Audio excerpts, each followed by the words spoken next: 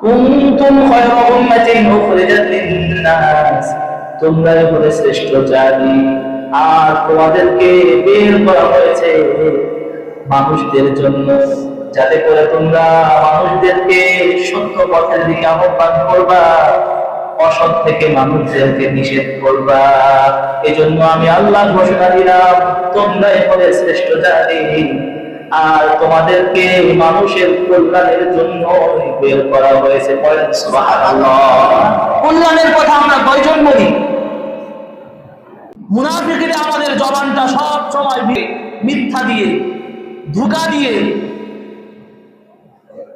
বাটপাড়ি দিয়ে, নেবার দ্বারা আমাদের জবান আমরা সব সময়, কখন আমাদের সময় আছে কই? মানুষদেরকে দিনের দিকে আহ্বান করার সময় কই আমাদের? কোথায় আছে আমাদের সময়? নিজেই তো আমার জবান দিয়ে আল্লাহু আকবার করে নামাজের সামনে আমরা দাঁড়াতে পারি না, অন্যকে দাওয়াত দিব কখন? নিজেই তো 5 ওয়াক্ত নামাজের 1 ওয়াক্ত মসজিদে আসার সময় সুযোগ হয় না, বাসায় নামাজ পড়ার সুযোগ হয় না, আমি আবার আমার জবান দিয়ে কখন মানুষদেরকে দ্বীনের পথে আহ্বান করব?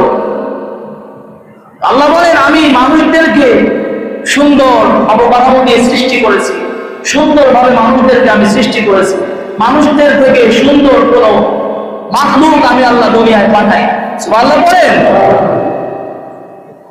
আল্লাহ সুবহানাহু ওয়া তাআলা বলেন, ইন্নাল্লাহা ইশতারা মিনাল মুমিনিনা আনফুসাহুম ওয়া আমওয়ালাহুম বিআন্না লাহুমুল জান্নাহ।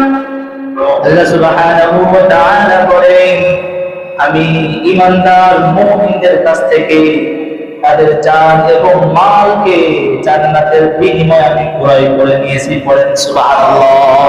আর চিৎকার দিয়ে পড়েন সুবহানাল্লাহ। ঈমানদারদের কাছে রব্বুল কারীম জান্নাত দিয়ে তাদের জান এবং মালকে ক্রয় করে নিয়েছে।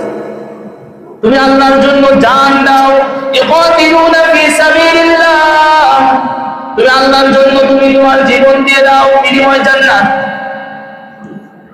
বিআমওয়ালিহিম, তুমি আল্লাহর জন্য তোমার সম্পদ দাও, বিনিময়ে তোমাকে আমি জান্নাত দান করব।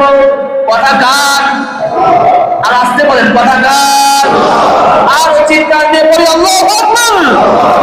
আল্লাহ ঈমানদার মুমিনদের কাছ থেকে জান এবং মাল এর বিনিময়ে জান্নাত দান করতে চেয়েছে, যে তুমি আমার জন্য জান দিবে, তুমি আমার জন্য মাল দিবে, আমি বিনিময়ে তোমাকে জান্নাত দান। সুবহানাল্লাহ বলেন। আল্লাহর জন্য আপনি জান এবং মাল দিবেন, রব্বুল কারীম আপনাকে জান্নাত দেওয়ার ওয়াদা করেছেন।